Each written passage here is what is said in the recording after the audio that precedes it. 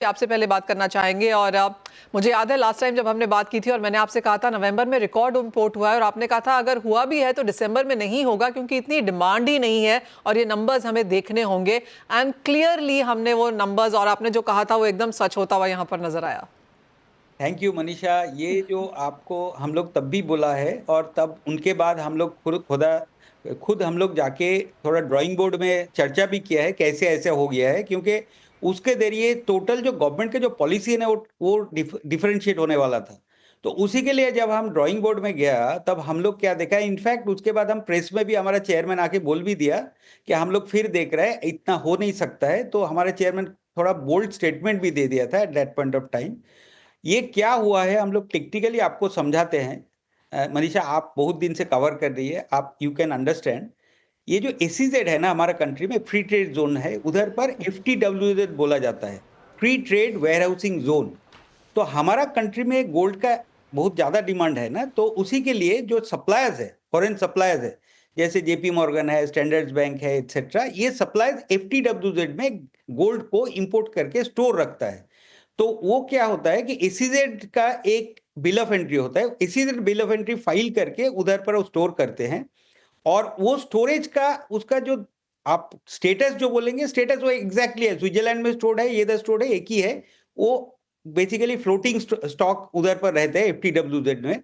उसके बाद इंडियन जो इंपोर्टर है, जैसे बैंक्स है, नॉमिनेटेड एजेंसी है या बड़ा ज्वेलर है, वो जब इंपोर्ट का रिक्वेशन देते हैं तो उधर से लेट्स से जेपी मॉर्गन या स्टैंडर्ड बैंक जो फॉरेन सप्लायर्स है उसको जब देते हैं, तब वो एसीजेड का बाहर आता है। तब ये जो इंडियन बायर्स है वो एसीजेड में जाके, कस्टम्स में जाके रादर, एक बिल ऑफ एंट्री फाइल करता है। तो एसीजेड बिल ऑफ एंट्री और इंपोर्टर का जो बिल ऑफ एंट्री, ये दोनों डिफरेंट होता है। तो इंपोर्टर का बिल ऑफ एंट्री कस्टम्स का खाता में इंडियन इंपोर्ट काउंट किया जाता है ना। अभी क्या हुआ है, पहले आपको याद है कि एसीजेड ऑनलाइन बोल के एक सिस्टम था जो एसीजेड का इंपोर्ट एक्सपोर्ट देखता था, ठीक है ना। जी। और हमारा आइस गेट सिस्टम कस्टम्स का इंपोर्ट एक्सपोर्ट देखता था। ये करेक्ट। जुलाई से ये दो सिस्टम एक हो गया है। इनफैक्ट आप भी कवर किए हैं, हमारे एक्सपोर्टर बहुत सारा दिक्कतें आया उसके लिए एसीजेड के एक्सपोर्टर्स को। तो राइट। वो जो है, वो तब जब हो गया तब ये दोनों अलग करना चाहिए था। अभी क्या हुआ, वो जो बिल ऑफ एंट्री है वो भी कस्टम साइज गेट में आ गया है, तो उसमें से तब शॉर्ट ऑन उधर पर स्टोर किया वो आ गया, और इधर एक बार इंपोर्ट किया तो डबल बार वो अकाउंट, दो बार वो इंपोर्ट को पकड़ा गया है। ये करेक्ट। हम जो बोल रहे हैं ना, ये हमारा रिसर्च से बोल रहे हैं। I am not giving any official statement. आप समझ लीजिए कि ऑफिशियल स्टेटमेंट शायद कस्टम, सॉरी, कॉमर्स डिपार्टमेंट से बाद से आएंगे, बिकॉज ये जो उनका कॉमर्स डिपार्टमेंट जो विंग है जो स्टैटिस्टिक्स रखता है, वो director general of commercial intelligence and statistics, उसके या पास से कस्टम से डेटा आता है, ईच श्योर। शिपिंग बिल का डेटा आता है। तो अभी ये जो डबल अकाउंटिंग है, क्योंकि ये सिस्टम एक हो गया है जुलाई से, ये एक हो गया है सिस्टम। उसके बाद शायद इंटरनली ये सिस्टम में कुछ ये लोग चेंज नहीं किया, उसी के लिए ऐसा हुआ है। तो this is sure. What we have a hunch and because of that, ये जो डबल अकाउंटिंग है वो हो गया था। तो अभी जी। 2-3 महीने का जो है वो ठीक कर लेंगे, तो गोल्ड का जो इंपोर्ट है करीब करीब लास्ट जो 3 साल 5 साल उसके थोड़ा नीचे ही होना चाहिए और इक्वल होना चाहिए हमारा ऐसा assessment मानना है। ओके। सब्जा ji, if I can take you through the numbers. है। जो मिनिस्ट्री ऑफ कॉमर्स का डेटा करेक्ट होके आया है उसमें जुलाई, अगस्त और सितंबर में भी पहले ज्यादा इंपोर्ट्स दिखाए गए थे यस, जो इन्होंने यहाँ पर करेक्ट कर दिए हैं। यस। पर जुलाई में 5.5 टन था, अगस्त और सितंबर में 13-18 टन जैसा था। ना अक्टूबर की अगर बात करें तो यहाँ पर 39 टन DGCIS ने रिवाइज डाउन किया है यस, और नवंबर में 53 टन यहाँ पर करेक्ट किया है। Of course ministry of commerce की रिपोर्ट 2 महीने के लैग से आती है तो वो आनी बाकी है, लेकिन DGCIS का डेटा यहाँ पर आ चुका है। आप कहेंगे नाउ बिकॉज अब इसको इतना फुल ब्लोन कर दिया गया है, अब हम यहाँ पर कोई एरर नहीं देखेंगे और इसको रिकंसाइल कर दिया जाएगा।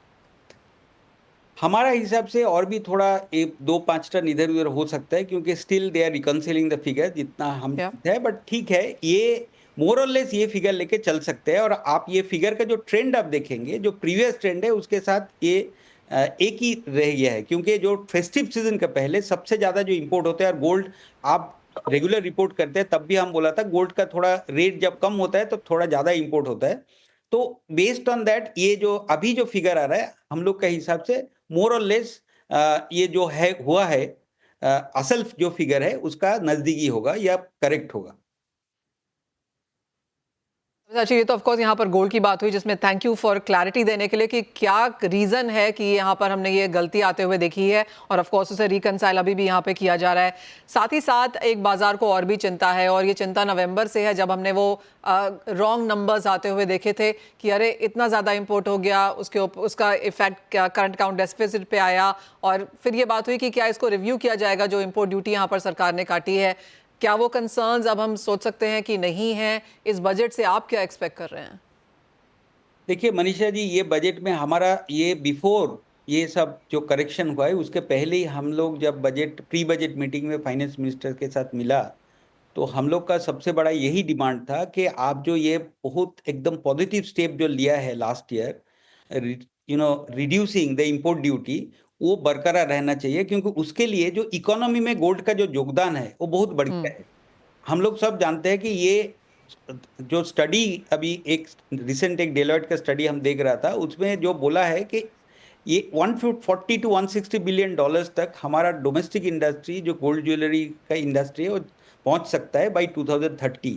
तो ये जो है, और इधर पर वो प्रेडिक्ट कर रहा है कि ऑर्गेनाइज रिटेल जैसे ग्रो कर रहा है हमारा कंट्री में ऑफ ज्वेलरी, तो नेक्स्ट 2-3 साल में 2,500 से 3,000 स्टोर आने वाला है खाली ऑर्गेनाइज रिटेलर्स का। छोटा स्टोर आप छोड़ दीजिए। तो ये जो 2,500-3,000 स्टोर, इसमें कितना एम्प्लॉयमेंट हो सकता है और कितना बड़ा गोल्ड का योगदान हो सकता है, ये हम लोग बताया और बोला कि ये जो एक जो मेजर है, ये मेजर का फल ये सब है, तो उसके लिए ये बरकरार रहना चाहिए जो गोल्ड का ड्यूटी जो कम हुआ है। नहीं तो बिकॉज गोल्ड का ड्यूटी बढ़ जाएगा तो जो अकाउंटिंग सिस्टम में जो गोल्ड नहीं आता है वो फिर बढ़ जाएगा। अभी जो अकाउंटिंग सिस्टम में इन आवर ओपिनियन गोल्ड का जो ग्रे मार्केट का जो ऑपरेशन है बहुत कम हो गया है। उसी के लिए जो रियल ऑफिशियल चैनल में जो इंपोर्ट हो रहा है, उसी के लिए गोल्ड का जो फिगर्स अभी आ रहा है एकदम करेक्ट इंपोर्ट फिगर्स आ रहा है, और वही रहना चाहिए। और देश में जो रियल लाइफ जो हम लोग ऑफिशियल जो एक्सपोर्ट इंपोर्ट और बिजनेस है और इकोनॉमी में योगदान है, उसको बरकरार रहना चाहिए, ये हमारा मानना है और वो हम लोग रिकमेंड किया है। और हमारा हिसाब से जो एम्प्लॉयमेंट और इकोनॉमी के हिसाब से गवर्नमेंट वही इंपोर्ट ड्यूटी रहना चाहिए। ये जो अभी जो आप बोल रहे हैं, ये देश में जो आपका मीडिया से ही बहुत आया है कि ये हो गया, उसके लिए बैलेंस ऑफ पेमेंट एकदम it has become very lopsided etcetera, वो सबसे अभी बाहर आना चाहिए, इतना हम बोल सकते हैं। आप लोग भी थोड़ा पॉजिटिव रिपोर्ट कीजिए, क्योंकि एक देश का फ्यूचर का सवाल है। वेल एब्सोल्युटली, इसीलिए मैंने वो ओपिनियन नहीं दिया, आपसे एक सवाल पूछा है। वेल एब्सोल्युटली, हमने स्ट्रॉन्गर नंबर्स आते हुए देखे हैं, कंट्री में लोगों ने खरीदा भी है, और कई लोगों जिनसे हमने बात की है, साबिर साची जी, उन्होंने भी ये कहा है कि हाँ, आप दुबई से लेना बंद करके इंडिया में ही ले रहे हैं, बिकॉज डिजाइन बेटर हैं और ड्यूटी में बहुत ज्यादा फर्क नहीं है। तो क्लियरली आप पॉजिटिव, जैसे आपने कहा, मैं बिल्कुल पॉजिटिव बोल रही हूँ। But thank you so much, thank you so much आपके समय के लिए, और ऑफ कोर्स क्लैरिटी देने के लिए इंपोर्ट नंबर्स को लेकर और बजट से क्या एक्सपेक्टेशंस हैं, क्या इंपॉर्टेंट मुद्दे हैं यहाँ पर देखने के लिए, उस पर भी चर्चा करने के लिए। वेल, बात अब यहाँ पर सोने के प्राइसेस की भी कर लेते हैं। हमारे साथ दिनेश सोमानी जी हैं ही। दिनेश जी, अब तक जो 2025 का ट्रेंड है, सोने में 1.5% की तेजी है, चांदी में 4.5% की तेजी है। तो अब तक तो चांदी यहाँ पर सोने से आगे है, लेकिन ये ट्रेंड कब तक जारी रह पाएगा? ये 2025 या 2024 की बात ही नहीं मनीषा जी। अगर आप 2000 से भी देख लेते हो तो गोल्ड की कंसिस्टेंसी इतनी ज्यादा है कि 25 सालों में मात्र 2 साल ऐसे रहे जहां नेगेटिव रिटर्न रहा है। मुझे लगता है इस साल भी 12 से 13% का रिटर्न इसमें गोल्ड में जरूर मिल सकता है। और जो शुरुआती रुझान है ये काफी पॉजिटिव है। मतलब अगर जॉब का डेटा देखते हो तो वो भी अच्छा आया है, पीएमआई डेटा देखते हो तो वो भी अच्छा आया है, इंटरेस्ट रेट कट होने के चांसेस है वो भी कम है, और इसके बावजूद कल गोल्ड ने 78,000 का लेवल क्रॉस किया है। तो मेरे हिसाब से थोड़ा सा अगर डिप मिलता है कहीं 77,800 77,820 के आसपास, तो यहाँ पर एक खरीदारी का अवसर ही ढूंढना चाहिए। और आज इवनिंग के सत्र में मुझे अभी भी लगता है कि 78,250 के लेवल से जरूर दिखा सकता है।